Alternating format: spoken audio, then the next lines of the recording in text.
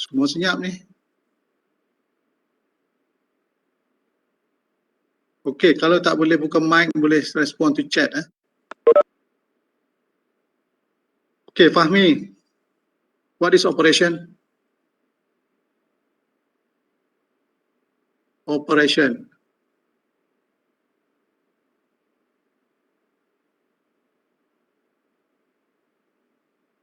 Operation, kita gunakan simbol bulat ni. Ni simbol ni bulat semua ni. Operation. Okey. Fahmi Yasir. Ya, okey lah. Fahmi Yasir lah. Operation tu proses. Proses ko. Apa yang dimaksud dengan proses? Proses ni banyak. Proses chart. Okay, proses chart dia mempunyai banyak simbol. Okay, pergerakan, inspection, storage. Tapi apabila saya kata operation yang diwakili oleh simbolnya bulat, apa maksud sebenarnya? Operation. Kita ada operation. Kita kata bulat tu operation. Okay, Fahmi Yasir. Ada added value. Okay, yes. Operation adalah ada added value. Kalau kita dalam operasi pemesanan contohnya, okay, daripada raw material tu mungkin kita nak tebuk lubang. Okay, tebuk lubang tu dah tambah nilai dah. Dah satu step. Lepas tu mungkin kita nak buat satu groove, okay, pada workpiece tersebut. So, dah tambah nilai lagi. Okay, operation. So, kita menggunakan simbol transportation ialah pergerakan. Yang square ni adalah inspection. Okay, inspection seperti yang saya katakan lepas, tak ada tambah nilai. Inspection kita hanya melihat saja, tak ada apa-apa penambahan nilai kepada produk tersebut. Okay. So inspection hanya menilai. Inspection juga boleh digunakan untuk tujuan membilang. Jika kita nak bilang, kita boleh buat operation. Kita panggil inspection. Kalau kita menunggu, contohnya menunggu bahan nak sampai, okay, kita boleh gunakan simbol delay. Okay, simbol delay. Menunggu di depan lift, kita boleh gunakan delay. Okay, menunggu bahan sebelum sampai. Okay, menunggu mesin tengah dipaiki.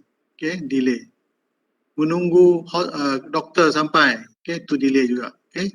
Apabila produk siap, kita boleh simpan, okay, dalam bentuk ni. Okay, kita sebut guna simbol ni. Ini apa yang kita gunakan, kita panggil process chart. Okay, process chart. Chart yang ditunjuk sini adalah process chart. Okay, let us go quickly. How can we develop process chart? How can we develop a process chart? Okay, saya nak bagi satu senario. Saya minta semua orang fikir. Boleh tak kamu buat process chart, satu operasi yang senang saja. Kita pergi ke stesen minyak. Dan kita nak isi minyak. Proses mengisi minyak. Okay, proses mengisi minyak. Okay, bagaimana kita nak mula? Okay, proses nak mengisi minyak. Okay, saya sekarang ni tunjuk work document. Nampak ke work document ni? Blank word. Hello? Nampak? Nampak. Tidak. Okey. Sekarang nampak? Nampak. Just a blank word document. Nampak? Okey, kata sekarang kamu nak buat process chart. Okey, nak buat process chart. Okey, process chart. Apakah aktiviti? Aktivitinya adalah okay, for petrol station lah, untuk isi minyak, untuk fill in petrol.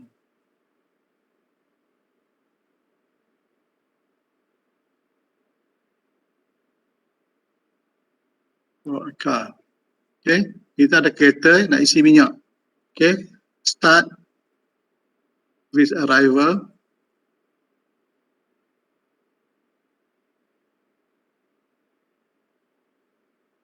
Car arrival.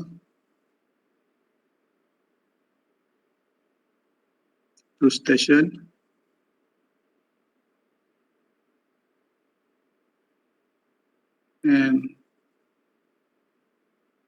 And with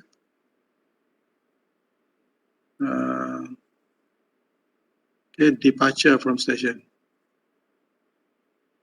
Mula bila sampai, lepas tu tamat flow chart, proses chart tadi dengan departure from station. Okey, apakah simbol nak digunakan pertama kali? Apakah simbol? Okay, kita nak analisa kerja ini. Kerja ini kerja yang senang, kerja yang biasa orang buat, kamu pun familiar.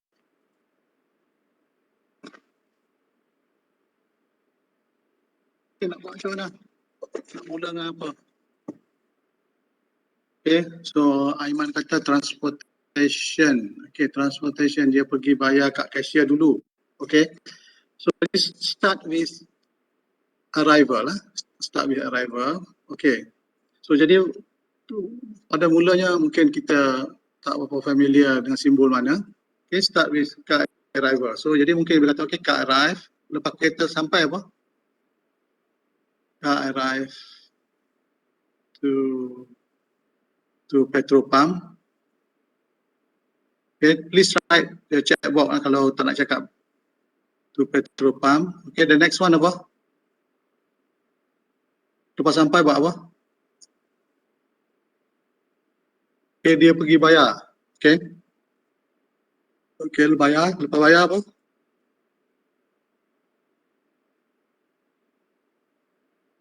Okay, isi minyak. Okay, just brainstorm dulu Saya tak nak komen betul tak betul.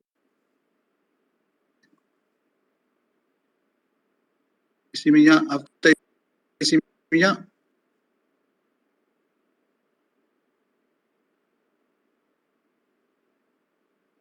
Hello, please respond verbally or in the chat box.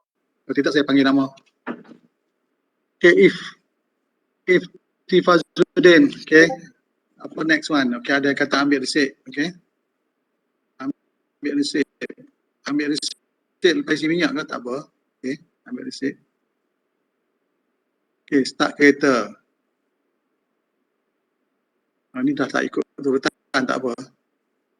Just brainstorm, kita susun balik lepas ni. Start kereta, okay. Bagi member card, okay. Okay, bagi member card.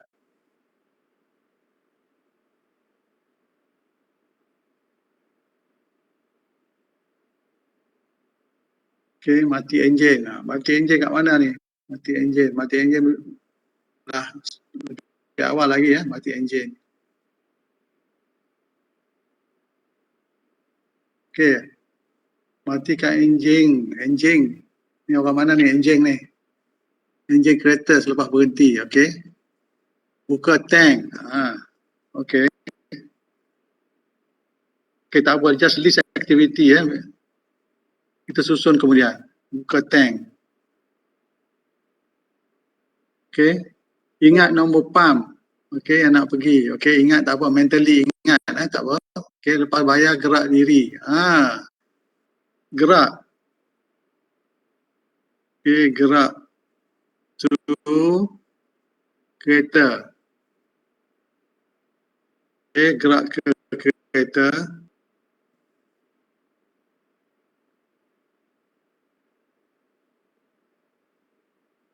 Okay, tutup tank.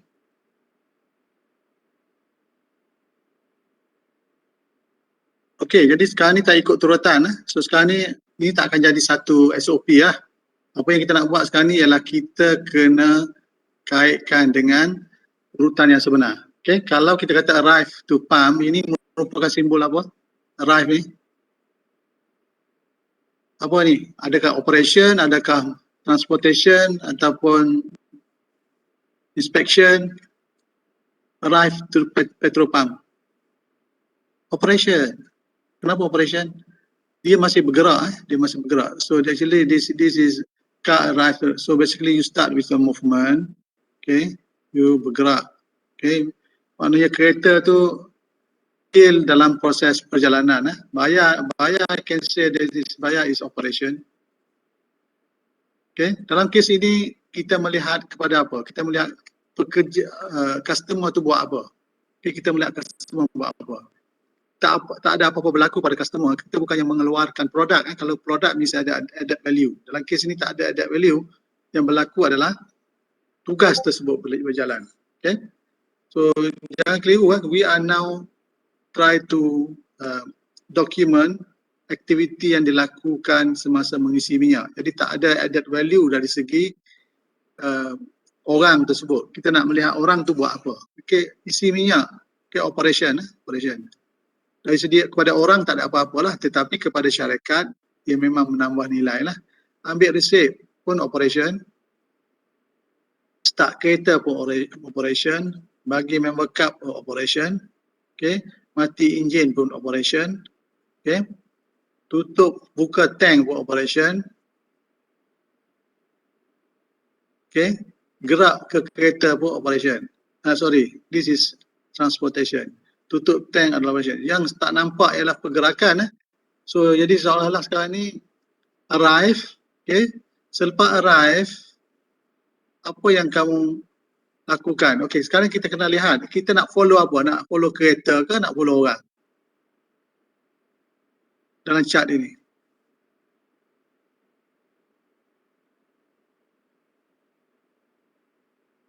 Okey, kalau kita kata okey, kita nak ikut kereta lah. Okey, kita follow kereta.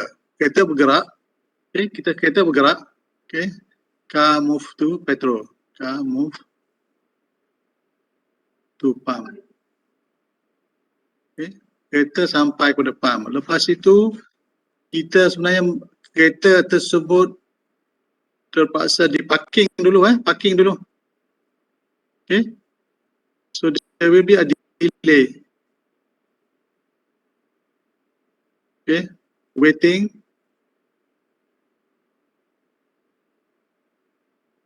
Okay, kereta itu menunggu. Waiting.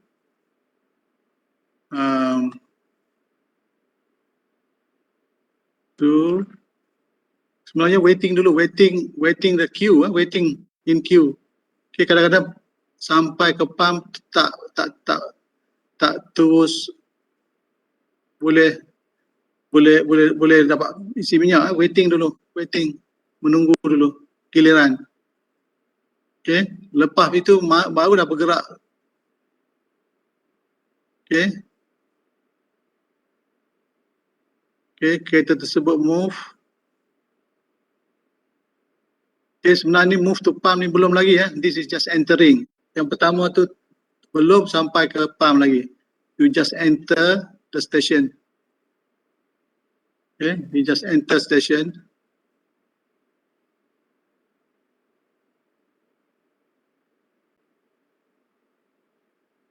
Okay, waiting in queue, move to pump. Okay. Lepas move to pump, apa nak buat? Please write on your chatbot. Move to pump.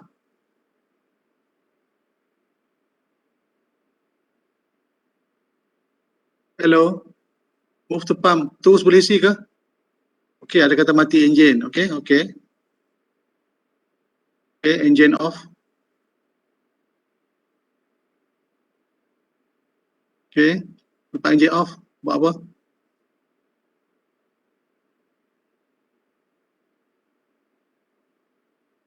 Okay, sekarang ni kita nak follow, sekarang ni kita nak buat apa sekarang ni? Engine off. Okay, sekarang ini yang melakukan tugas ini adalah driver tersebut. Driver dan sama dengan kereta dia lah. Okay, driver. Engine off, lepas engine off, okay, dia terpaksa, okay, tunggu orang bayar. Okay, dia kena gerak dulu. Okay, move to payment counter.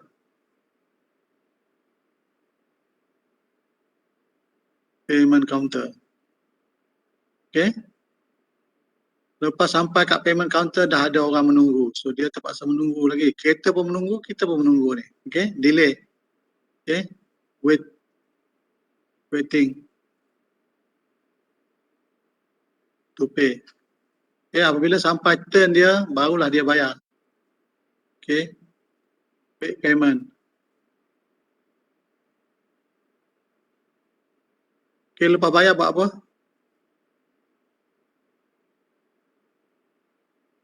Assuming bayar dengan cash. Lepas bayar buat apa? Ifti Fazudin. Lepas bayar buat apa? Lepas bayar pergi dekat pump. Tak boleh pergi lagi. Kena inspect dulu. Semak baki. Resit. Okay, semak resit. So itu apa? Inspection ke apa? Inspection. Inspection. Okay, semak resit dan baki. Okay. And then lepas dah semak dah betul, barulah kita gerak kan. Bergerak balik ke kereta.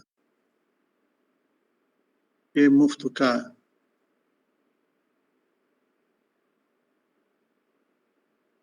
Okay, bila sampai kat kereta nak buat apa? Irene? Sampai kat kereta nak buat apa? Isi minyak. Isi minyak. Terus isi ke? Buka apa? Buka petrol punya tangki. Okay, open tank Open tank punya cover lah. Okay. Open tank cover. Okay. Mungkin ada pergerakan juga tapi mungkin minimum. Dia okay, kita kata, and then the next one is pick up nozzle.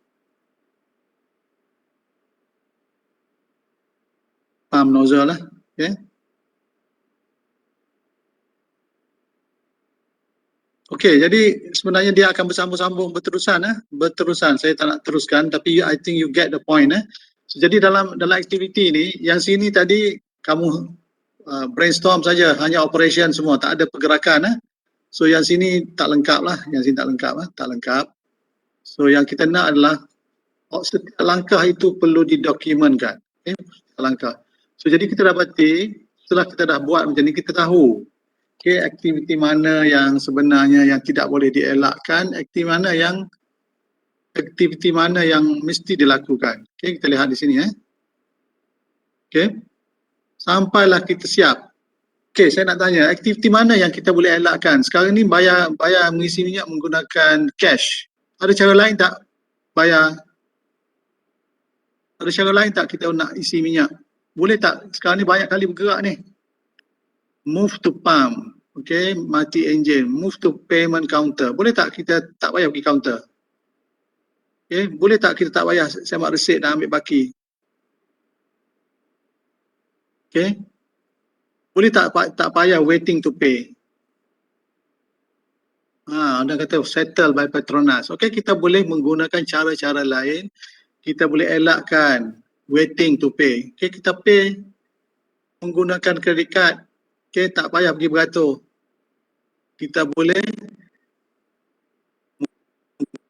menggunakan settle. Okay, cara-cara payment yang lain. Okay. Dia kata suruh pekerja bayar. Okay. Tapi kos yang lebih lah, kena bayar bagi pekerja. Ada setengah stesen minyak, apa yang dia buat ialah tak payah pergi kaunter, dia dah ada kat depan stesen tu, dah ada kaunter. Okay, next to the pump tu diletakkan kaunternya berada di luar, bukannya di dalam ruang dia punya kios mak tadi lah, kedai mesra dan sebagainya tu.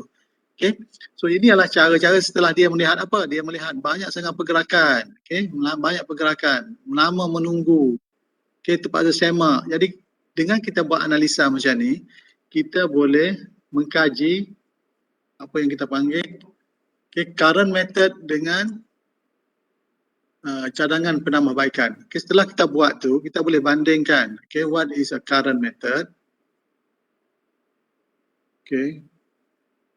Saya punya mouse ni lah. So you have to have a current method.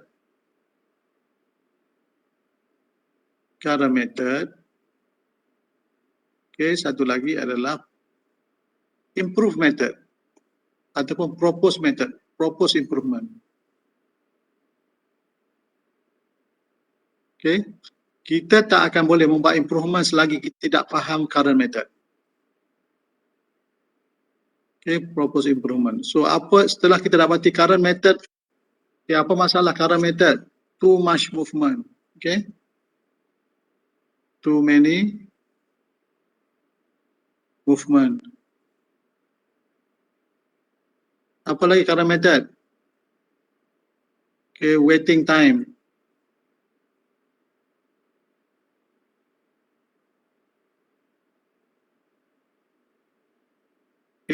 Many waiting time. Many time to wait. Many time. Satu waiting nak beratur parking kepada tempat pam, lepas tu beratur lagi nak bayar. Okay. So apakah propose method yang kita boleh lakukan untuk menangani masalah yang kita kena pasti ini? Ada yang kata suruh adik bayar pula. Okay. Itu cara lama kita nak menggunakan teknologi sekarang ni. Okay. Bagaimana kita boleh use the technology to make the payment? Okay, Abdul Muaz.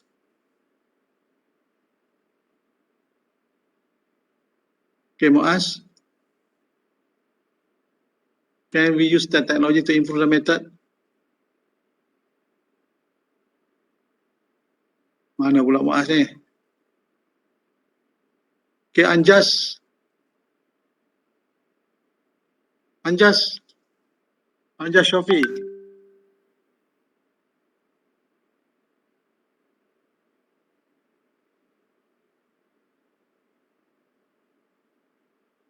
Okay.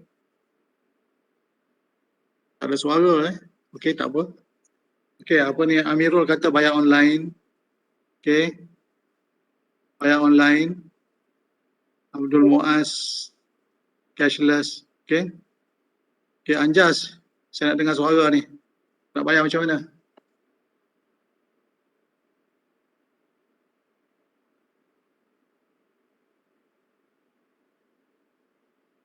Okay, so ada berbagai cara payment sekarang Ada bayar payment. Okay, mungkin gunakan apa kita panggil Swift, apa kita panggil tu yang apa ni tak payah kita just tap in saja your credit card. Okay, so jadi tak payah kita menunggu bakinya dan sebagainya. Okay, so kita boleh eliminate dengan use technology. Okay, use technology for payment.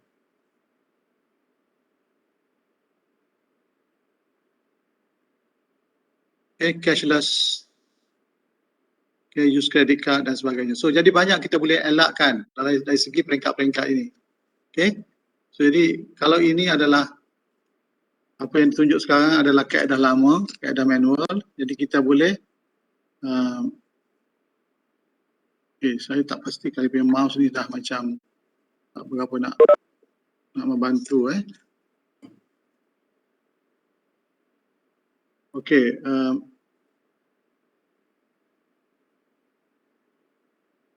okay, ada soalan sampai situ? So this is a method method yang boleh digunakan untuk membaiki. Jadi kita boleh gunakan kaedah yang sama dalam proses dikilang dan sebagainya. Okay. Right. So tujuan kita lah mengurangkan non-value added atau kalau boleh kita eliminate yang mana boleh So kita eliminate inspection, kita eliminate movement yang tidak diperlukan. Okay. Okay, let me go back to your books.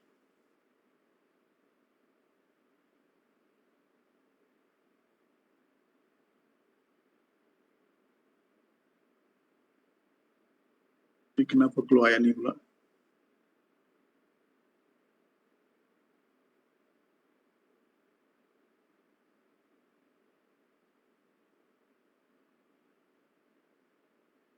Okay, sekarang apa yang nampak Apa yang nampak sekarang ni?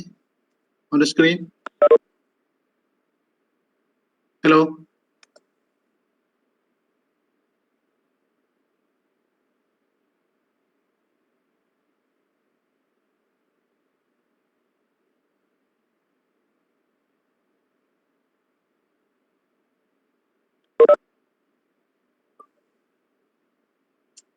Okay, apa yang nampak pada screen? Okay, saya cuba nak share. Apa yang nampak? Kelabu. Blank. Okay, saya stop sharing dulu. Okay. Okay, saya share semula.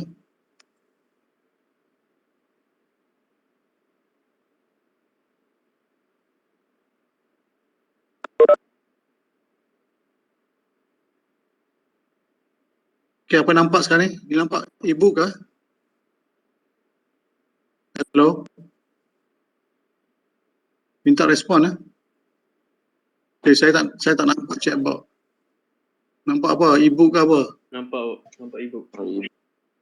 Okay, nampak e-book. Alright.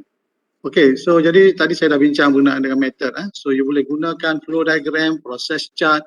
Ini contoh-contoh chart yang boleh kita gunakan. Kita boleh gunakan dalam bentuk form macam ni ataupun bentuk yang simple saya gunakan tadilah. Okay, kalau kita buat form macam ni, dia lebih kemas lah. Okay, ini dalam bentuk borang macam ni. Di mana sebelah kiri ni tunjukkan pergerakan. Kita boleh letak pergerakan kita macam nak isi minyak tadilah. Kita lakarkan lakaran stesen dan pergerakan kita macam mana. Dan yang di bawah ini adalah propose method di sini propose. So jadi kalau kita buat macam tu, kita boleh bandingkan lah current method dengan propose method. Okay. So itu adalah kita panggil process chart. Okay. Ada juga operation chart. Okay, operation chart. Okay, masih lagi menggunakan simbol yang sama di sini. Okay, operation chart. So dalam operation chart ni kita tengok dia membuat kajian antara pekerja. Sini adalah pekerja yang pertama, ini pekerja yang kedua. Jadi kita nak lihat sama ada kerja itu adil atau tidak. Ini kita panggil activity chart. Pekerja nombor 1, pekerja nombor 2. Jadi kita perhatikan mengikut masa apa yang dibuat oleh pekerja 1, apa yang dibuat oleh pekerja 2. Contohnya di tempat kerja yang memerlukan 2 pekerja. Katakan di cashier, ke tempat bayar, kita pergi Mazali ke, kita pergi ke supermarket, Aircon Safe ke, ataupun pergi Jusco ke, ada 2 pekerja. Seorang pekerja cashier, seorang lagi ialah isi barang dalam bekas. Okay?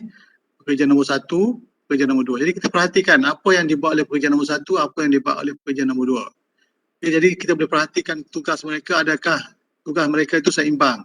Okay? Ini kita panggil activity chart. Kita juga boleh menggunakan operation chart. Operation chart ini menggunakan untuk kita mengkaji apa yang dibuat oleh pekerja, contohnya tangan kanan, left hand. Apa yang dilakukan oleh left hand, apa yang dibuat oleh right hand. Ini terutamanya kerja-kerja pemasangan yang menggunakan manual method. Seorang pekerja dan diperhatikan cara beliau melakukan kerja. Apa tangan kanan buat, apa tangan kiri buat. Kita nampak ini memang very simple tetapi dia memberi kesan kepada productivity. Okey, cuba perhatikan operation chart ini. Operation chart ini untuk buat apa Okey, saya nak minta Erna Natasha. Okey, boleh tengok tak Erna Natasha operation chart ini apa yang sebenarnya yang dibuat ni?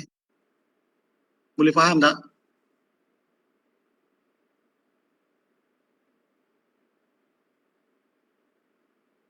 Okay, Erna.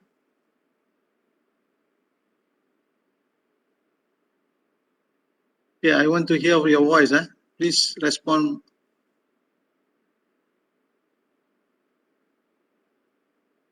Okay, tak ada respon. Okay, Hanafi. Hanafi.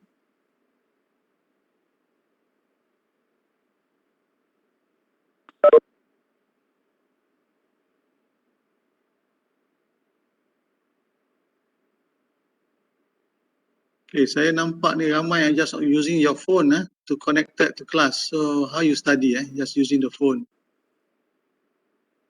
Okay, Wahidah. Okay, Wahidah. Please respond. Yes, Doctor. Okay, so you tengok chart ini, operation chart. Okay, apa yang dibuat? The scoop ice. Scoop ice, okay. Apa yang dibuat oleh tangan kiri dan apa yang dibuat oleh tangan kanan?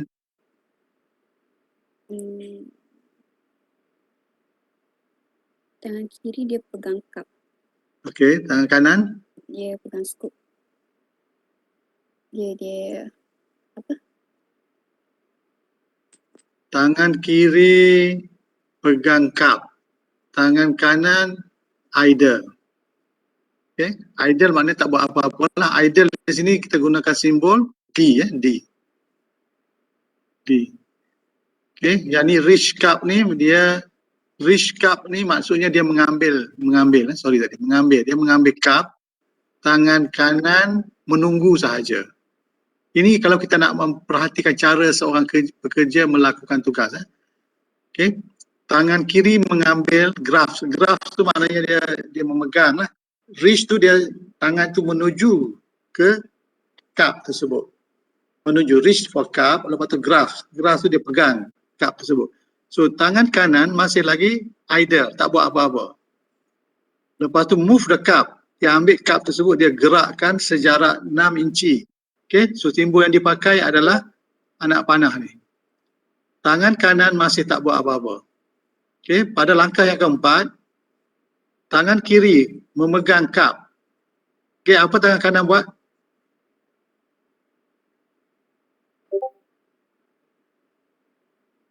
Hello? Apa tangan kanan buat? Fahidah? Reach for scoop. Okay, reach for scoop. Maknanya tangan sekarang ni tangan kanan yang mengambil scoop. Okay, tangan kiri pula memegang. Okay, memegang tersebut kita letak di sini sebagai D, delay dia memegang. Sebenarnya aktiviti ini boleh dikira sebagai aktiviti yang produktif ataupun tidak produktif. Pull the cup.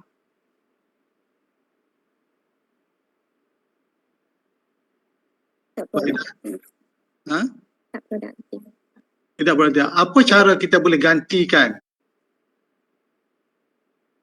Boleh ganti tak ini? Pull the cup ni sekarang ni tangan kiri yang memegang cup. Boleh tak kita ganti dengan cara lain? Boleh. Cara macam mana?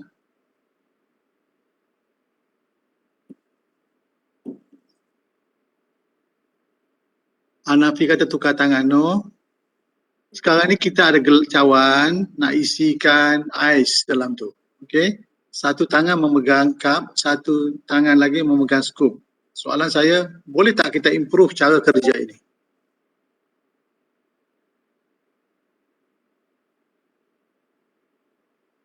Okay, Wahidah, di akhir operasi ini berapa cup yang boleh kita selesaikan? Ini kerja kat Starbucks, operator Starbucks. Boleh tak kita tukarkan hold the cup ni dengan cara lain? Bukan tangan yang pegang. Buat suruh mesin tu yang pegang kan? Suruh mesin. Okay, mungkin kita boleh buat satu fixture untuk letakkan cup tersebut dan tak payahlah pegang. Okay, maknanya kita dua-dua tangan boleh mengisi. Sekarang ni di akhirnya hanyalah satu saja cup yang selesai. Betul lah? Satu cup saja yang selesai diisi dengan ais, dimasukkan ais. Okay, so cara yang kita boleh selesaikan, okay, kita boleh meletakkan dua cup. Okay, mungkin pelanggan pesan, okay saya nak 2 cup. Dengan cara tadi hanya satu-satu dibuat. Sekarang kita boleh buat 2 cup. Okay, ini mungkin ada satu tempat khas lah, tempat sana untuk hold kan. Okay, sebagai base supaya tak jatuh. So tangan kiri, okay, tangan kiri, okay, tangan kanan akan kedua-duanya akan melakukan tugas. Okay, mengambil aisnya mungkin di depan ini. Okay, aisnya mungkin berada di depan ini. Dah diisi. Dua-duanya masuk. Okay, dua-dua masuk serentak. Okay. So jadi sebenarnya ada teknik dia. Kita boleh meningkatkan produktiviti. Jangan, kalau boleh, jangan gunakan anggota badan untuk membuat kerja yang tidak produktif, yang boleh diganti dengan alatan. Holding ni boleh digantikan dengan, okay, mungkin you buat fixture untuk meletakkan cawan tadi. Di sini pun idle, maknanya tangan kiri dan tangan kanan tidak balance. Okay, tak balance. Okay, kita boleh perhatikan banyak aktiviti di tempat kerja tidak balance. Contohnya di supermarket. Kita lihat pekerja satu tangan memegang beg untuk diisi barang. Okay, satu tangan lagi ialah mengisi barang, mencapai barang untuk diisi dalam beg tersebut. Okay, so jadi kita boleh elakkan memegang beg tersebut dengan meletakkan beg di satu tempat yang pemegang beg lah. Kita ada bag holder. Lepas tu dua-dua tangan boleh mencapai barang-barang untuk diisi. Okay. So itu kita hanya dapat tahu itu apabila kita membuat analisa macam ini. Analisa macam ini secara terperinci. Tangan kiri buat apa, tangan kanan buat apa. Okay. Tangan kiri buat apa, tangan kanan buat apa. So this is a present method. Okay. Present method. This is left hand, this is right hand. Kita dapati bahawa tidak balance. Okay. Ini menunggu dan sini juga tidak produktif. Okay, so jadi kita boleh baiki cara kerja. dengan lebih baik lah ya. Banyak tempat kerja sebenarnya yang boleh dibaiki kalau kita perhatikan dengan betul-betul. Dan kita boleh meningkatkan produktiviti setelah kaedah yang lebih cekap dan lebih lebih selesa pada pekerja lah. Ini holding tu uh, mungkin ni kalau lama sangat pegang pun tidak bagus untuk pekerja lah, akan berlakunya static movement. Okay, so yang lain-lain tu saya rasa boleh tengok sendiri ya dari segi visual workplace. Now saya nak move on to level standard. Before that we take 5-minute breaks, okay, because saya bincang berkenaan dengan time measurement. Ada soalan sebelum tu? Okay, kalau tak ada soalan boleh break. Apa ada, siapa-siapa ada soalan?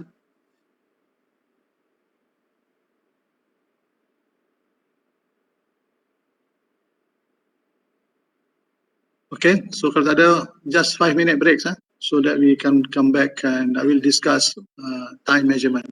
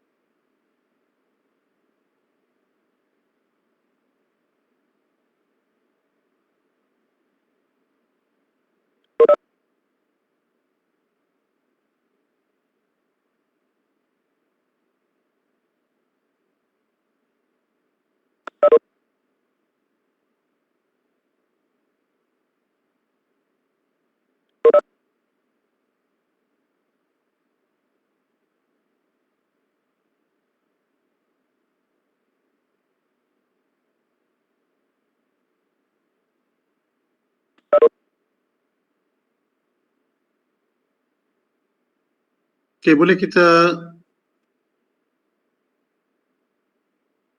Hello, boleh kita teruskan ya?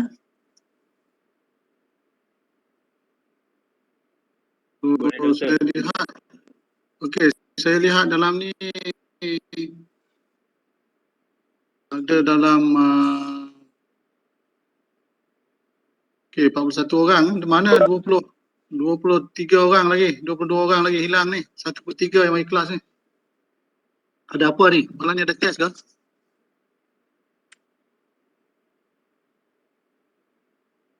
Ada. Oh, ada test. Jadi kelas Ponteng kan ada test. Okay. So kita pun ada test juga ni nanti ni final. Okay, masuk ni tajuk yang kita bincang ini ni. Okay. Alright, so labor standard. Okay, labor standard seperti yang saya kata tadi, kita cuba nak dapatkan standard time. Standard time. Standard time. Labor standard. Dipanggil dalam buku dipanggil labor standard. Standard time. Masa piawai. Okay, we want to get... Doktor tak nampak skrin. Tak nampak skrin.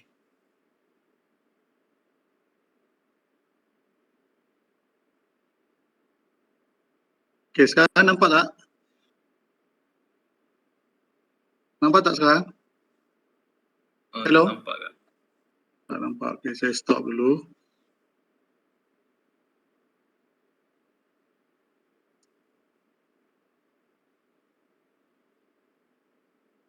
Okay, sekarang? Tak nampak juga. Oh, kenapa Stop sharing.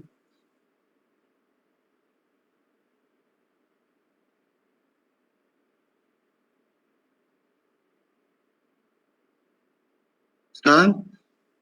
Tak nampak ya? Okay. Putih.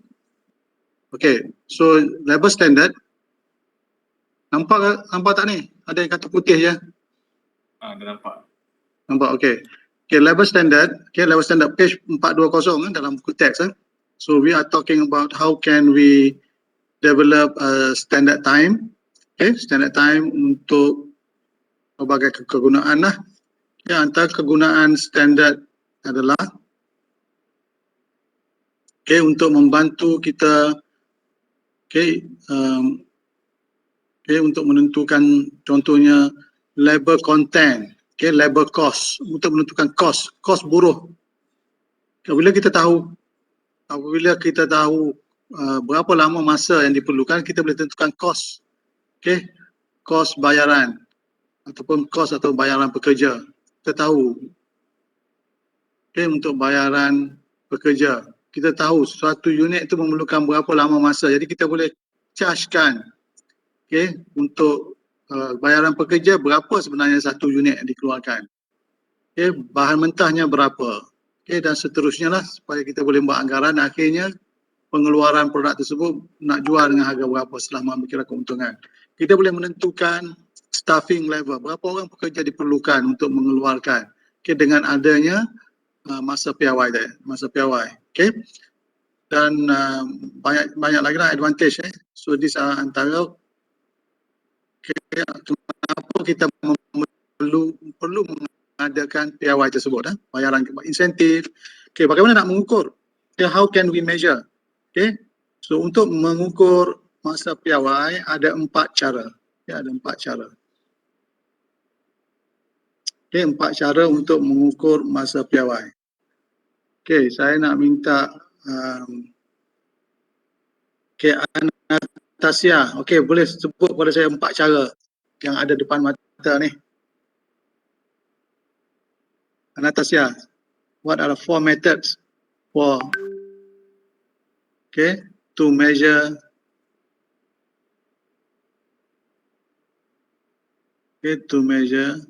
what do you call it, time, to measure ataupun to develop okay, standard time.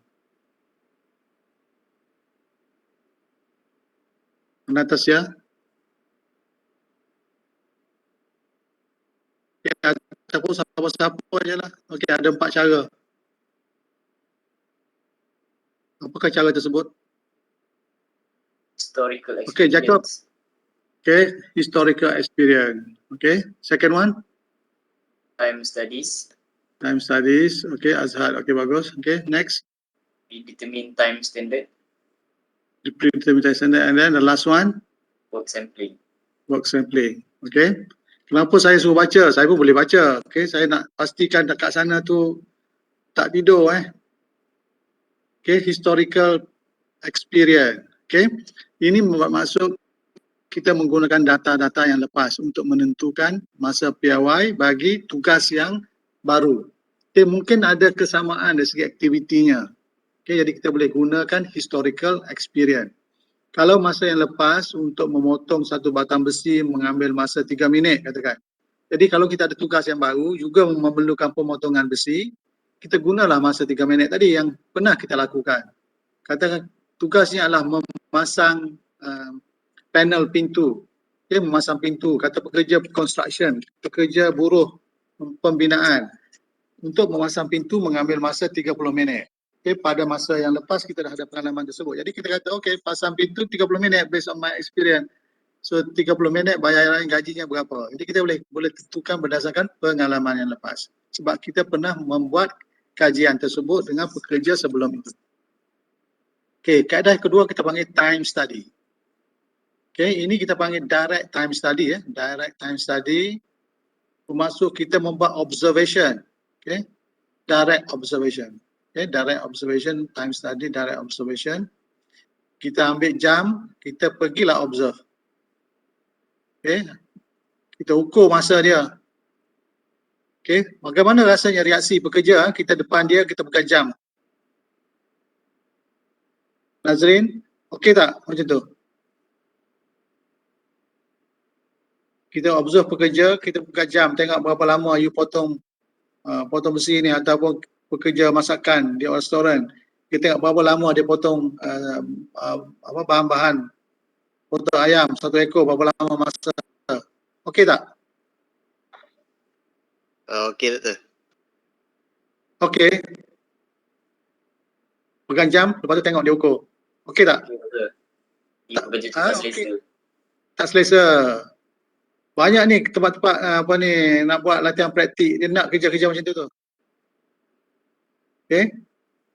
Dia akan okey, kamu kata okay, saya boleh buat kajian work study. Okey, memang ramai tempat syarikat-syarikat nak orang boleh buat kerja time study. Okey, sebab kenapa? Kalau mereka sendiri buat mungkin mereka rasa tak selesa. Tapi kalau guna pelajar praktikal dia kata okey 3 bulan je, lepas tu you akan tak ada di situ lagi. So jadi sebenarnya pemahaman berkenaan time study ni sangat penting. Kalau orang yang tak pernah belajar what is time study, mereka memang menghadapi masalah untuk melakukan kajian tersebut. Okay? Sebab penerangan yang sebenarnya yang jelas tidak diberikan kepada subjek yang kita nak buat kajian tersebut. Okay? Kalau terus ambil jam pergi duduk depan pekerja, memanglah lepas ni tayar kereta kamu akan dibocorkan, kereta akan dicalarkan. Okay, ramai orang tak suka kalau kita buat pemerhatian secara melihat orang buat kerja. Tapi kalau kita kena caranya, okay, buat direct time study dengan cara yang betul, mereka akan memberi kerjasama. Okay. Kita akan bincang lebih lanjut lepas ni. So itu direct time study. Kaedah yang seterusnya kita panggil, okay, saya skip dulu ini. Kaedah yang seterusnya kita panggil predetermined time system. Okay. Ini kaedah yang ketiga. Predetermined time standard. Maknanya masa tersebut telah ditentukan lebih awal. Okay. Predetermined. Dan kaedah yang terakhir ialah kita panggil work sampling. Okay. Work sampling. Ini kaedah yang keempat. Boleh digunakan untuk menentukan masa piawai. Ya, ada 4 cara. Ada 4 cara.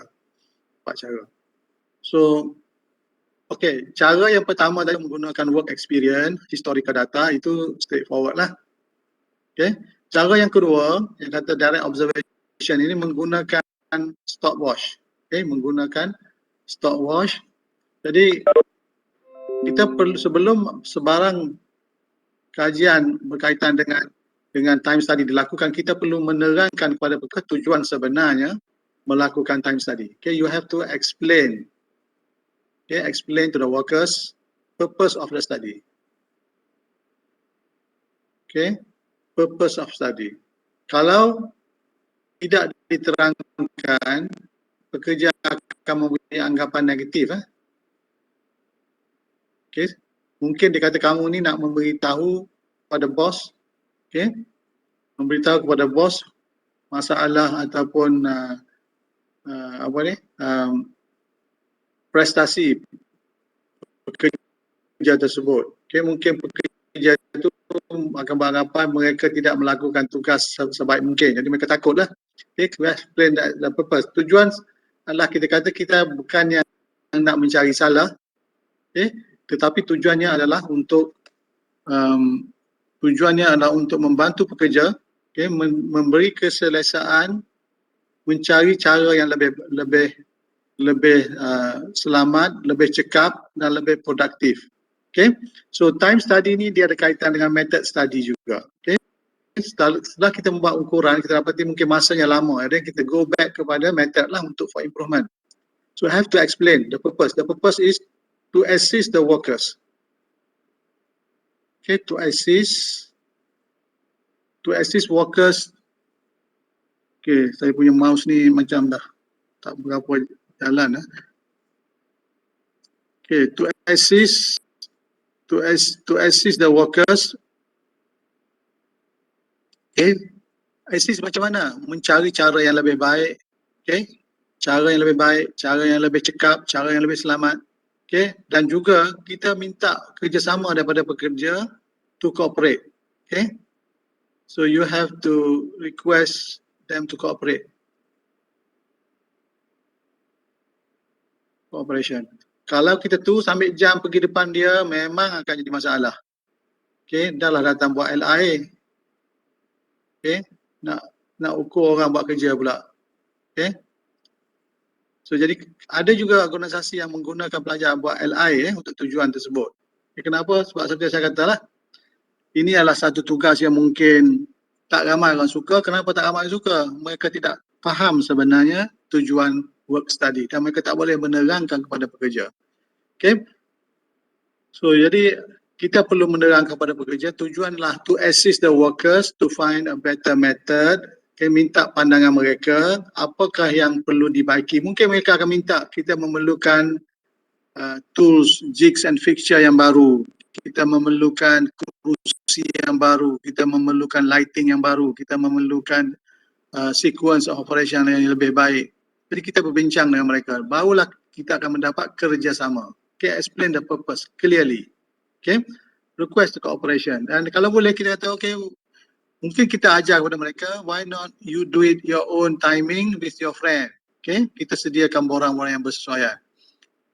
Okay, jadi explanation ini sangat penting. Kalau tidak, kita tidak mendapat kerjasama. Dan bila kita buat observation, kita make sure the pekerja tersebut adalah bekerja dalam keadaan normal. Okay, so we have to ensure the workers are working in a normal situation. Okay, they are not being pressured. Okay, they are not being pressured dan juga mereka tidak dalam bekerja dalam keadaan tertekan.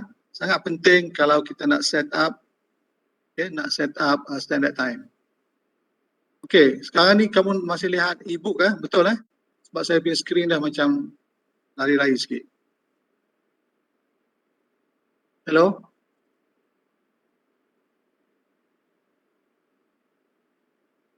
Okay. Alright, so apakah step yang perlu dilakukan? Okay.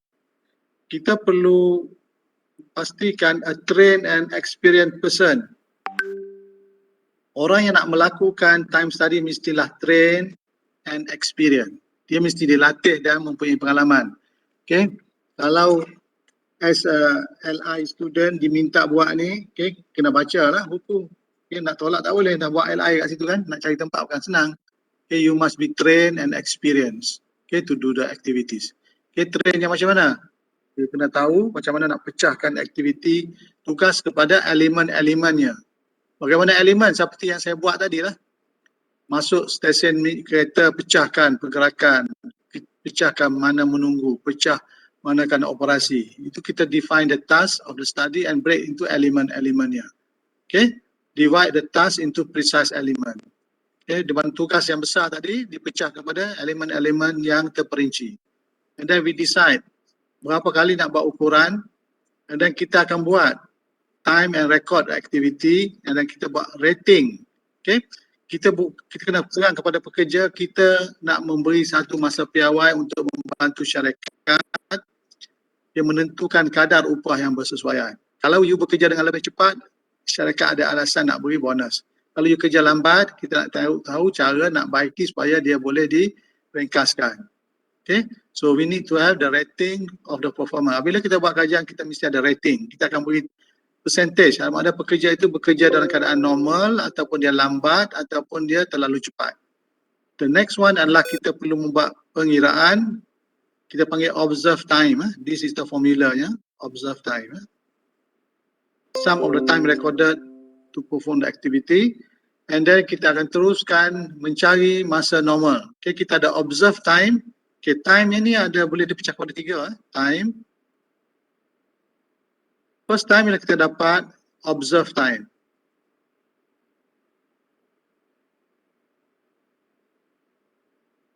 Okay, second is kita ada normal time.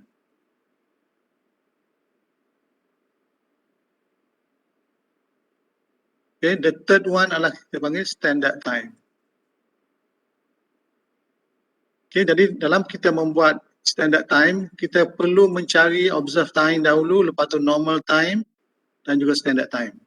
Okay, so normal time adalah seperti yang ditunjuk di sini, di mana observe time, average observe time multiply by performance rating. Berapa persen performance rating yang kita berikan.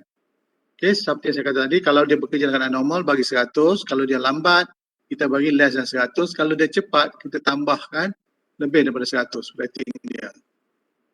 Okay, lepas itu kita barulah dapat standard time. Okay, standard time adalah diberi dalam formula berikut. Okay, normal time divide by 1 minus allowance factor. Okay, ada allowance factor. Okay, ini adalah table untuk allowance factor. Okay, so sebab bila kita menentukan standard time, kita tidak boleh menzalimi pekerja. We have to give allowances. Allowance apa?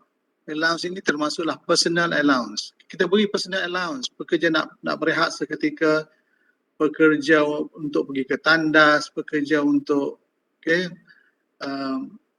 memenuhi keperluan kepribadian. Allowance, contoh di sini personal allowance 5% wajib dapat 5% allowance. Allowance ini maksudnya masa lah. Allowance masa diberikan untuk personal keperluan peribadi 5%. Okay, fatigue allowance, allowance kelesuan 4% diberikan. Dan lain-lain allowance, kalau bekerja secara berdiri kita tambah lagi 2%. Kalau pekerjaan tersebut adalah awkward, tidak dalam keadaan yang normal, terpaksa membongkok diri banyak kali, bagi 2% lagi. Kalau menyebabkan dia stretching ataupun terpaksa baring macam di bengkel kereta, kita bagi 7% tambahan masa. Okay. Dan mengikut berat barang juga, kalau berat barang 20 kg yang perlu diangkat 3%. Kalau 60 pound, kalau unit ni pound, kalau 60 pound kita boleh convert pada kg lah, 17%. Jadi lebih berat barang yang dia kena angkat, lebih banyak kita beri allowance. Jadi kalau dia bekerja dalam keadaan gelap, bekerja dalam store, kita tambah lagi 2%. Kalau store tu sangat gelap, tak cukup, 5%. Kalau bekerja dalam keadaan noise, bising, tempat kerja tu bising, kita tambah lagi 2%. Dan kalau sangat bising, tambah 5%. So ini adalah allowance yang kita gunakan untuk beri kepada pekerja bila kita menentukan normal time. Allowance untuk normal time. Untuk menentukan standard time. Standard time. Kita ada normal time. From normal time, kita nak tukar kepada standard time, kita perlu mengambil kira allowance. So jadi seperti yang saya sebutkan tadi, masa piawai ditentukan yang pertama adalah datangnya daripada observe time. Observe time. We have observe time. Okay, observe time. Okay, daripada observe time, kita akan tentukan, okay, observe time, kita akan tentukan normal time. Normal time ialah mengambil kira rating. Normal time, kita mengambil kira rating. Kalau dia bekerja dengan perlahan, rating kita kurang daripada 100. Kalau dia bekerja lebih laju, ratingnya adalah lebih daripada 100. Okay, observe time adalah masa yang kita ukur tadi lah, menggunakan jam. Lepas tu kita menentukan standard time. Standard time kita mengambil kira allowance. Okay. Total normal time divide by 1 minus allowance factor. Apa itu allowance? Allowance terbahagi kepada personal allowance. Okay, saya dah sebut tadi personal allowance, delay allowance dan fatigue allowance. Okay. So allowance tersebut ada allowance, ini kita panggil allowance, okay, delay. Okay, itu ataupun kelewatan.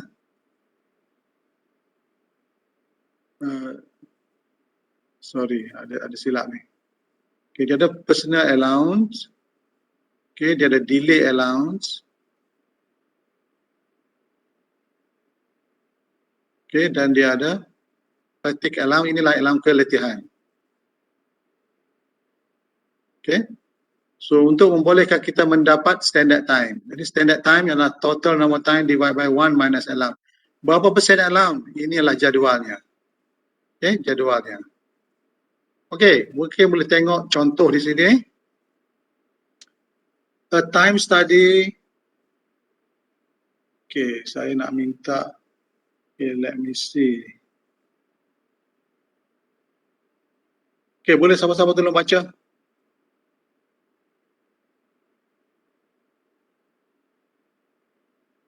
Hello? Any volunteer?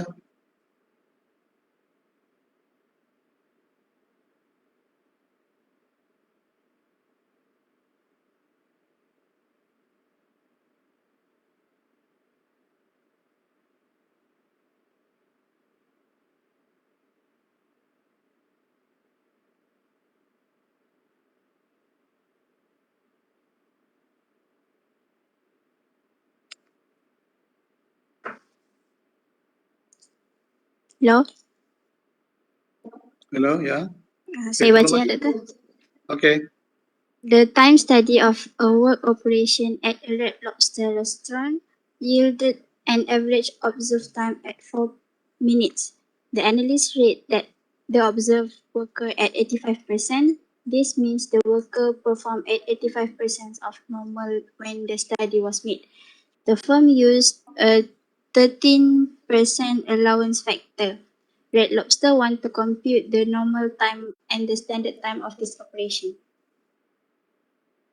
Okay. So, jadi kita dapati observe time 4 minit ya.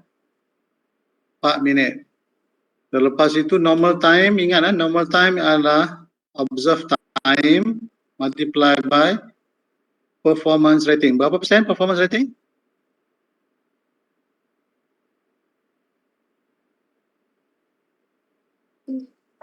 Berapa persen? 85%. Apa maksud 85% ini? Adakah dia bekerja dengan perlahan ataupun dengan laju? 100% adalah standard. Maknanya tak laju, tak perlahan. Sekarang ni dia dapat 85%. Adakah dia bekerja dengan laju ataupun dengan perlahan? Perlahan. Ini maknanya dia kerja perlahan lah. Dia slow daripada normal lah. Dalam rentak yang normal. Okay.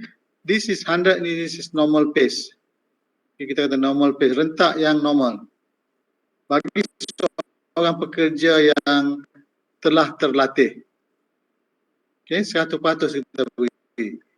Tapi kalau seorang pekerja tu dia sangat mahir, okay, mungkin katakan saya bagi 115, ia maknanya bekerja dengan lebih laju daripada normal pace. Sebab kita nak membuat standard time bagi seorang pekerja terlatih dalam normal pace, bukannya bekerja dalam keadaan yang tertekan. Apabila buat kajian method study, satu aspek ialah kita dapati ramai pekerja dia berlakon, dia pretend dia bekerja dengan cekap, dia sebab orang dah observe, jadi kita boleh perhatikan Kalau nampak dia berlakon, maknanya rentak dia mungkin bukan normal, dia bekerja dengan lebih laju daripada keadaan biasa. So rating kita mesti lebih tinggi lah. Okay, dalam kes ni rating dia 85%. Mungkin betul lah dia kurang mahir. Okay? Dia kurang mahir. So dapat 85%. So 85% ni digunakan di mana? Untuk dapatkan apa? Untuk dapatkan apa? Normal time. Normal time. Untuk dapat normal time. Normal time kita kali dengan performance rating. Okay? So lepas itu kita perlu mencari standard time. Dalam standard time kita kena ambil kira apa?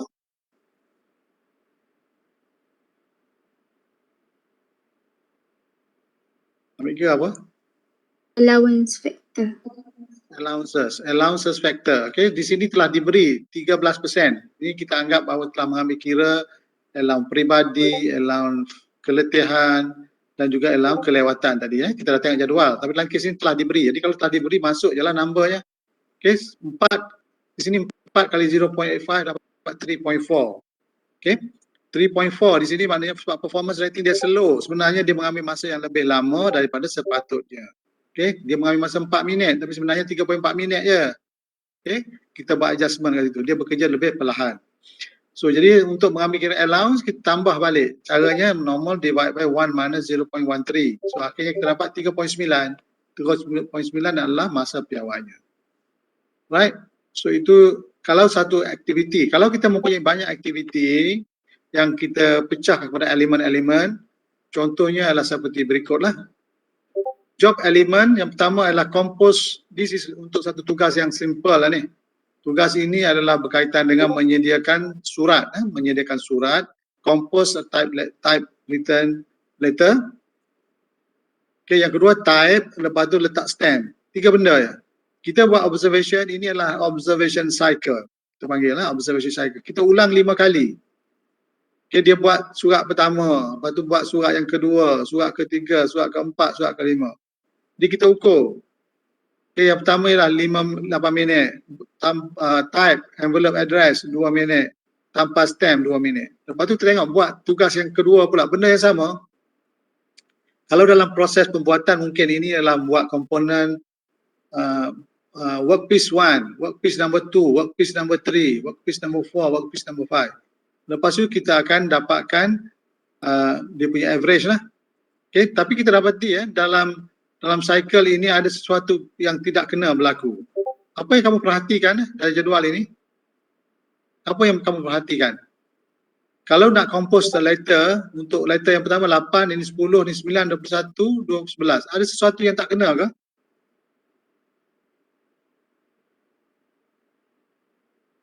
Anyone? Apa yang kamu perhatikan? Okey, Syafinas. Okey, daripada jadual ini apa yang kamu dapat perhatikan?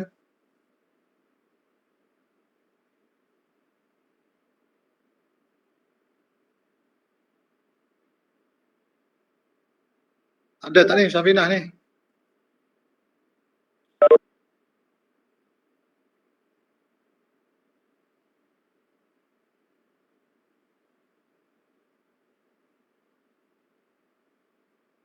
Okey, volunteer. Apa yang kamu perhatikan dalam jadual ini?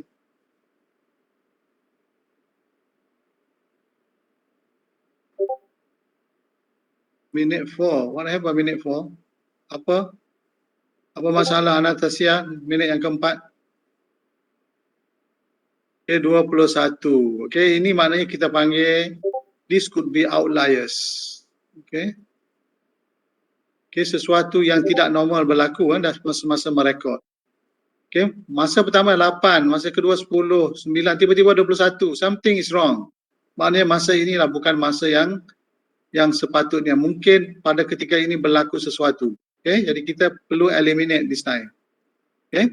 Apa lagi yang nampak tidak normal dalam jadual ni?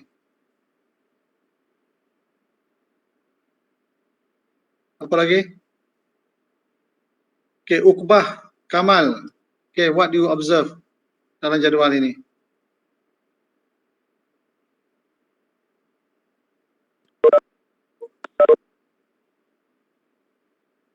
Kat mana lagi tidak normal?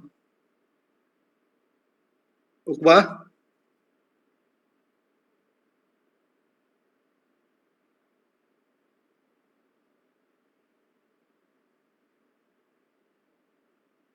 Okey, siapa-siapa lah. Okey. Ramai tak respon ni, saya pun tak pasti apa yang sebenarnya ni. Mungkin just on saja dan buat kerja lain. Okey, sebab ada juga student yang bagi tahu saya, dia on ya, tapi dia tengah kerja kat 7-Eleven. Okey, mungkin ada customer tak ada jawab lah. Okey, jangan buat macam tu You are wasting your time. Okey, so jadi kita dapati di sini yang tidak normal lagi ialah berlakunya pada sini. Okey, yang lain lah 2, 1, 2, 1. So ini juga outliers. Jadi kita kena buang yang ni. Okey. So jadi apabila kita nak mengirakan average time, okey. So jadi kita hanya mengambil yang ini tak ambil lah. Jadi untuk yang A ni kita campur hanya 8 campur 10 campur 9 campur 11. Okey. Walaupun ada 5 kali diulang. Jadi kita bahagi dengan 4.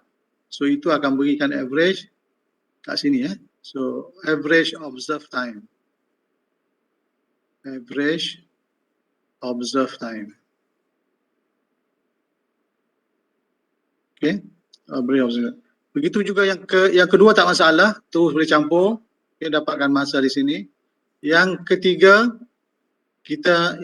ni, elemen yang ketiga kita hanya campur 2 campur 1 campur 2 campur 1. Okay. So bahagikan dengan 4. Okay. So itulah average-nya. So jadi kita dah buat average time. Lepas average time kita kirakan normal time. Okay, normal time. Based on average kita kalikan dengan rating. Okay, rating telah diberi untuk kita menentukan normal time. Lepas normal time kita boleh tentukan standard time. Okay, so di sini diterangkan. Okay, kita dapat ini average time dan di sini adalah normal time dengan mengambil kira performance rating. Okay, this is performance rating untuk 120%. 120% mana 1.2 lah. Okay, yang ini adalah 105%. Okay, dan sini adalah 10%. Sorry, yang di sini adalah 5%. Okay. So 105 maknanya percentage-nya adalah 105. Okay, 5% extra.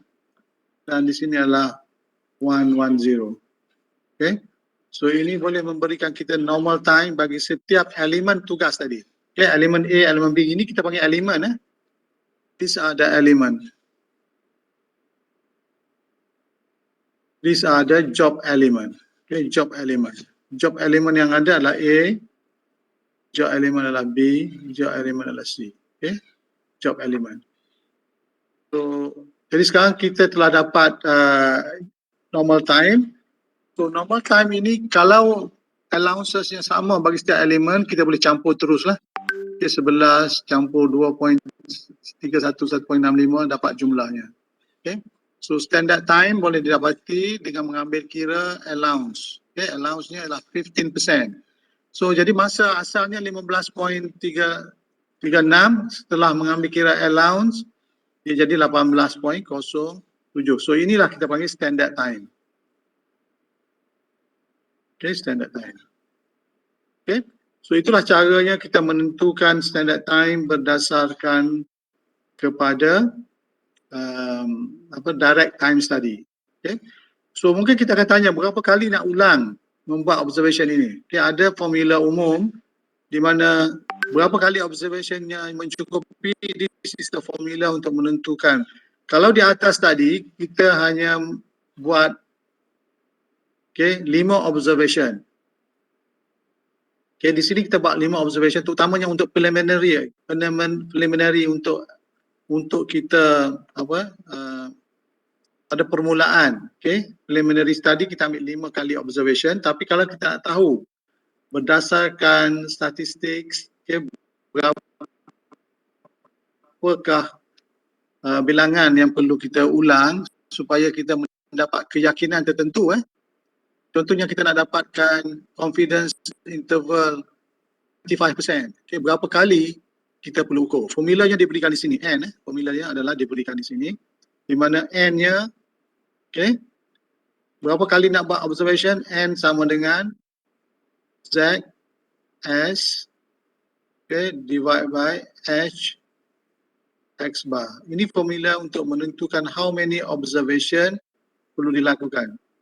Kalau dalam contoh sebelum ini kita ambil N sama dengan 5, itu kita membuat preliminary observation.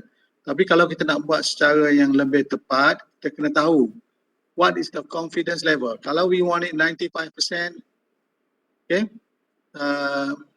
the accuracy, okay, so the confidence interval in the Z adalah 95%. Okay, we want to determine the sample size. Okay, so contohnya di sini plus minus 5% of the observation time. Okay, the desired level of confidence, for example, okay, 95% ataupun 99%. Okay, this formula can be used. Okay, so jadi formula ni, apa maksud formula ini? Okay, apakah Z-nya, apakah H-nya, apakah X bar-nya? Okay, so Z-nya adalah berdasarkan kepada confidence level. Contohnya 90% confident. Kita masih ingat lagi dalam tajuk quality, dalam tajuk project management, kita mempunyai this normal distribution. Okay, normal. So di sini adalah 0, standardized normal, standardized normal, sini adalah Z. Okay, dalam standardized normal kita biasa tulis N, mean-nya 0, standard deviation-nya 1. Okay, so jadi area bawah ni 100 lah, tapi kita dapat tengah ni, mean ni adalah 0. So jadi kita boleh menentukan kalau kita nak dapatkan standard deviation required for the desired level confidence is 90%. Okay, 90%. Jadi dia punya Z ni adalah 1.65. Okay, kalau kamu perhatikan di belakang buku, okay, memang ada jadual ni lah. Okay, ada dua. Okay, let me show you the table.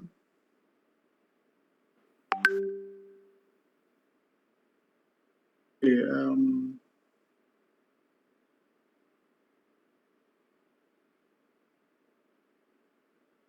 okay, siapa yang dah jumpa table tu mungkin boleh share buku surat berapa?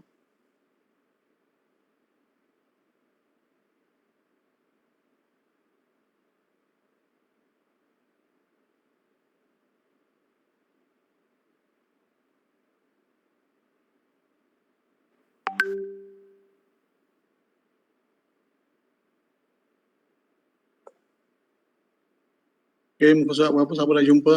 At the end of your books, saya tak ingat nombor berapa ni, kena cari ni.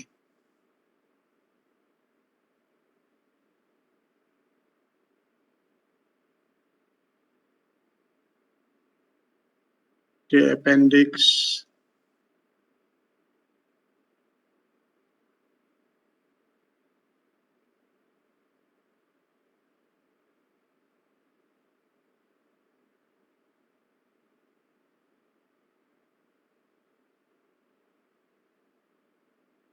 Okay, 8918. Okay, thank you, Ilya. 850 tak tu, search dekat atas tu. Sebelah kanan. 8850. Okay, so table ni So kita ada table ini dan table ini, okay. Apa beza Ini satu table yang menunjukkan graf macam ni, okay. Dan satu table lagi menunjukkan macam ni. Apa beza ni? Ada kesama? Apa beza dua table ni? Satu yang ni, satu. Dia guna separuh. Okay. So apa beza dia? Bila nak guna yang mana ni?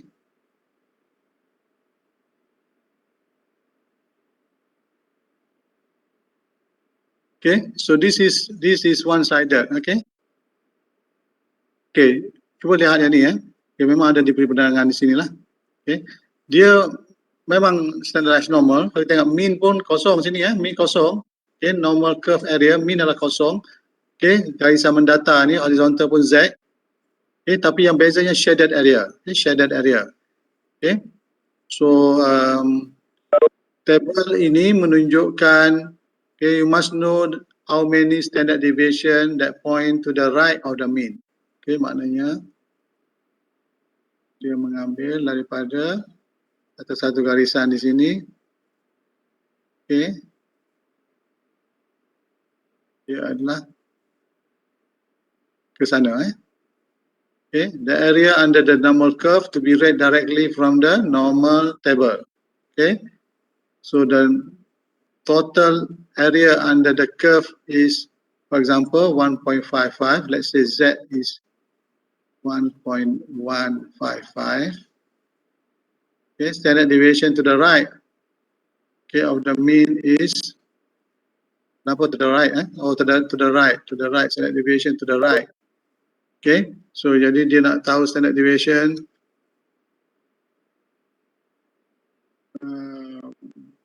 area, total area under the curve is 1.55. Dia nak dapatkan Z ni Z ni, total area. That is standard deviation to the right of the mean. Okay, so this is the area. Okay, the area-nya. Okay, 0.939. 1.55.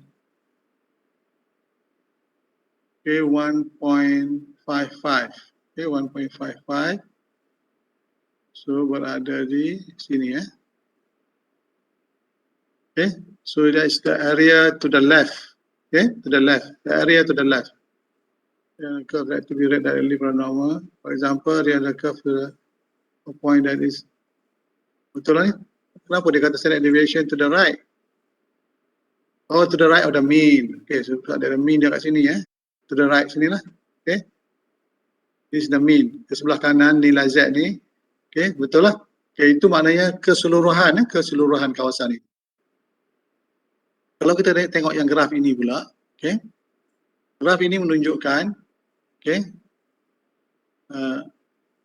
okay, sebagai alternative to table 1.1, is table this one, represent proportion of the total area away from mean.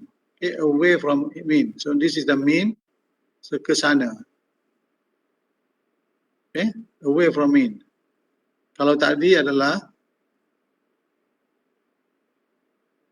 graf tadi menunjukkan daripada sini ke kanan, area sini. Sekarang ini berdasarkan pada mean, berapakah areanya? Okay, so for example, the area for the mean at this point is 1.55. Okay, so jadi area di sini hanyalah, okay, hanyalah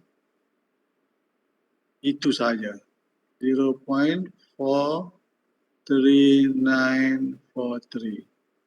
Okay, so balik kepada soalan kita. Okay, so we want it 95%. Okay, 95%. So what we should do now? No, we want it berapa persen tadi? Berapa persen tadi? Boleh siapa-siapa ingat balik, 90 ke 95? Saya rasa 95 kan? So graf mana nak pakai ni?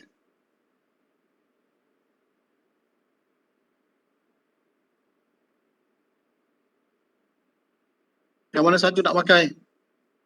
Curve ini ke yang ini? Yang bawah kot. Yang bawah. Kenapa? Kenapa yang bawah?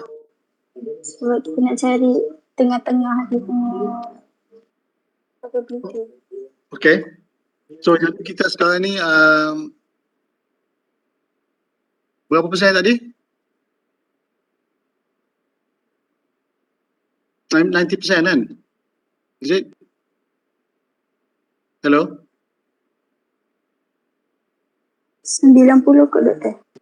90. Kalau 90 maknanya we want it the area confidence between this value lah. Okay. Kalau 90, okay.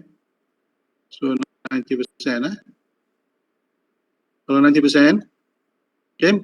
So what should be the exact value? Okay. So we are looking for that confidence interval for 90%. Okay, so maknanya ke sebelah kiri 45%.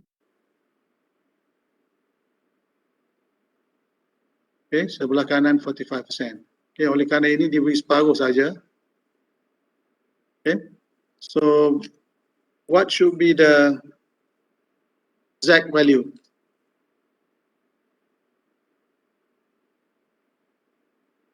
What should be the Z? Okay, sebab graf ini separuh saja, separuh saja. Okay, 45% kat mana? 45. Okay, mana satu ni? Yang paling dekat atau buat interpolation tapi saya nak cepatkan, saya hanya ambil yang paling dekat. Which one is closer? 4845. Okay, 53. Okay, lebih kurang yang ni lah 45. Okay, ataupun saya ambil yang ini adalah 1.64 1.64 atau 1.65. Okay, so Z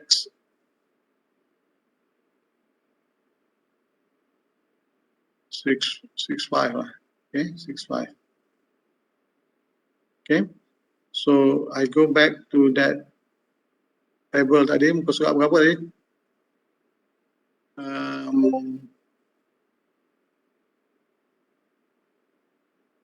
Okay, kita berada di 10 dalam 400 kan, kurang 450.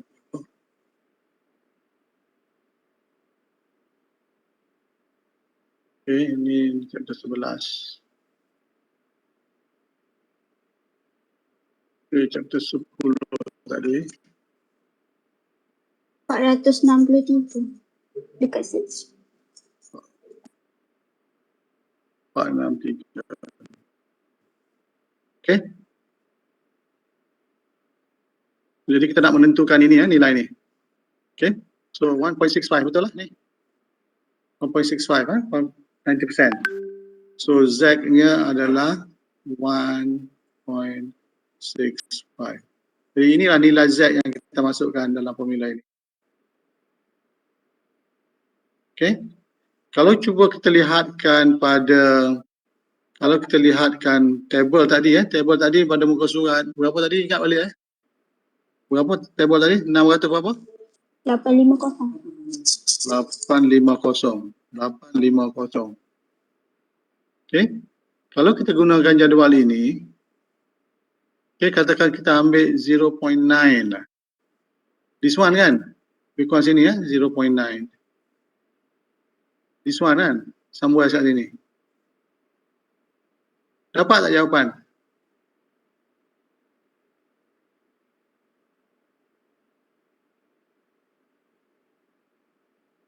Tak sama So it will be 0.9. Okay, kalau saya dapat yang paling dekat di sini adalah this one lah. Okay, 1.28.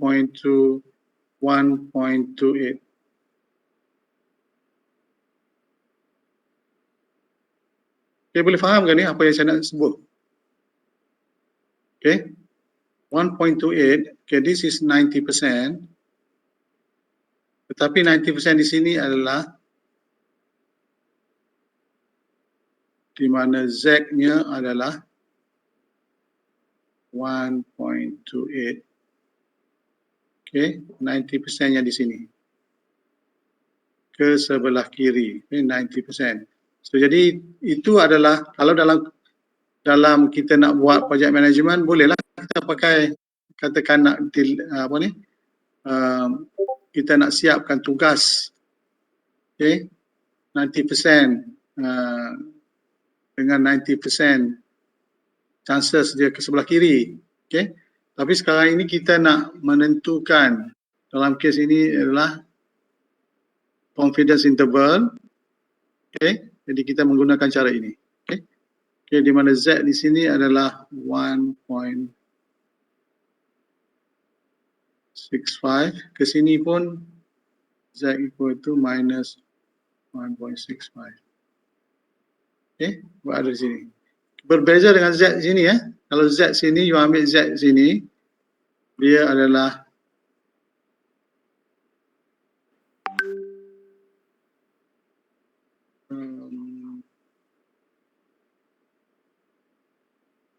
okay, ini yang lain ni. Okay, ini yang tadi. Okay, kayak ini, yang ini ya, yang ini. Okay, Z-nya 1.28. Okay, so I hope that you get what I'm trying to say there. There are different way of looking at the table. Okay, ada left and right dan juga ada just one side to the left. Okay, so that is how we determine macam mana nak menentukan sample size. Okay, berapa muka surat tadi Boleh beritahu saya balik? 463. 467. Okay. 3. Okay, so this is the formula untuk kita menentukan nak tahu berapa kali nak buat observation. Kalau asalnya mungkin pada preliminary kita hanya buat 5 ataupun 10 kerana tak nak dapat gambaran. Lepas tu kita tentukan okay, what should be the H value. H value. Apa itu H? Okay, H-nya adalah okay, accuracy level. Kita nak berapa accuracy level. Okay. So jadi kita just masuk saja value tersebut. Okay. Accuracy level untuk observation ini. Okay, kalau kita kata 5%, masuk nilai 5 aja lah. Okay. So Z kita dah ada. Okay, S adalah based on the initial value, kita boleh dapat nilai S. S adalah standard deviation from the initial sample. Okay, for the initial sample. And N adalah nilai yang kita nak cari lah. Okay, contoh di sini. Okay, katakan satu kajian telah dilakukan. Okay, so your first task is to determine the correct sample size. The accuracy is within plus minus 5%. Okay, so maknanya accuracy is 10% lah. The accuracy is plus minus 5, confidence is 5%, standard deviation is 1, the mean is 3. Okay, so jadi our H, okay, our H will be 5% lah, 0.5 Okay, S is given. Okay, Z for 95% confident is 1.96. Okay, so jadi ini digunakan table appendix I appendix I, table 10.2, and then akhirnya kita dapat 171. Okay, nilai ini mungkin agak besar.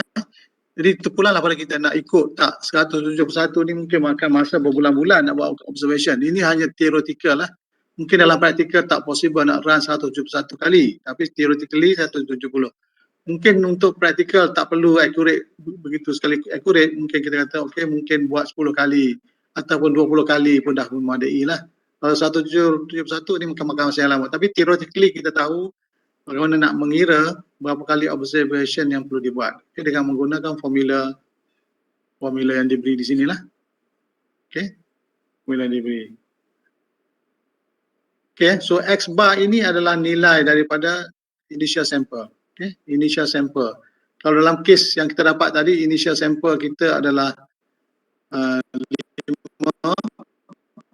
Okay, dalam kes ni 5 Dalam kes ni 5 initial sample. Okay, so jadi N nya 5. Okay, so jadi kita boleh guna that value of H bar adalah mean of the initial sample. Okay, mean, dapat means of the initial sample. Okay, kita boleh juga menentukan dengan cara ini. Okay, based on desired accuracy. Okay, substitute E dengan HX.